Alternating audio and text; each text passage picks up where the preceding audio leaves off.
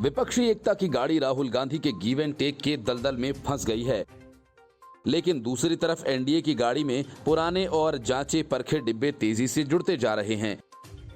BJP NDA से नाता तोड़कर अलग हो चुके सहयोगियों की वापसी का ताना बाना बुन रही है, ताकि 2024 में विपक्ष के मंसूबों पर पानी फेर सके।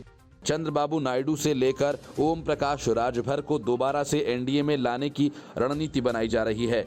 टीडीपी के अध्यक्ष चंद्रबाबू नायडू ने अमित शाह और बीजेपी अध्यक्ष जेपी नड्डा से मुलाकात की।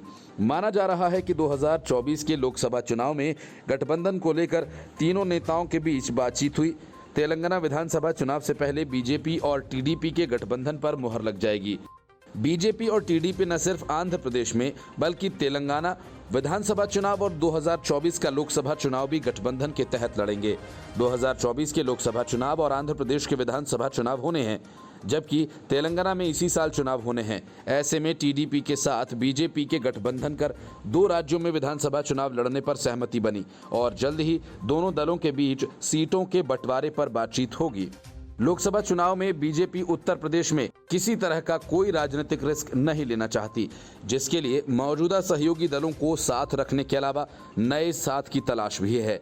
ऐसे में बीजेपी की नजर यूपी में ओम प्रकाश राजभर के साथ गठबंधन करने की है।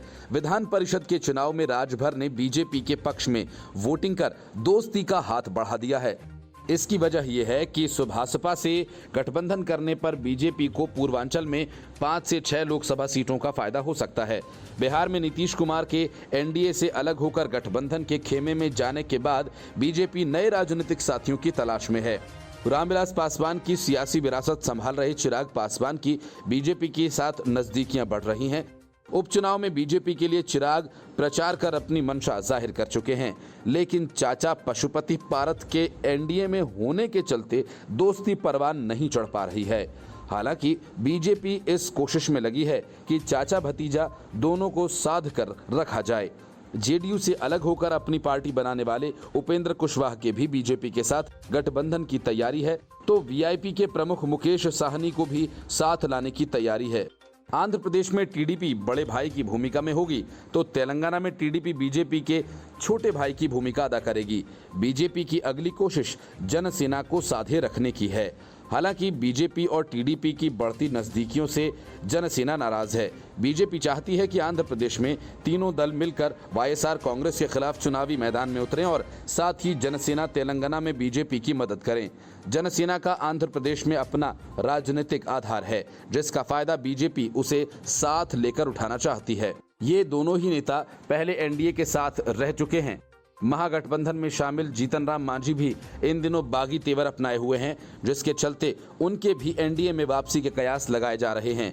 2024 के लोकसभा चुनाव के मद्देनजर बीजेपी जिस तरह से अपने पुराने सहयोगी दलों को दोबारा से साथ लाने की कवायद कर रही है, उसे देखते हुए अकाली दल के भी एनडीए में वापस आने की उम्मीद दिखाई दे रही है। इसकी वजह ये कि पंजाब में दोनों ही दल अपने सियासी वजूद को बचाए रखने की चुनौती से जूझ रहे हैं।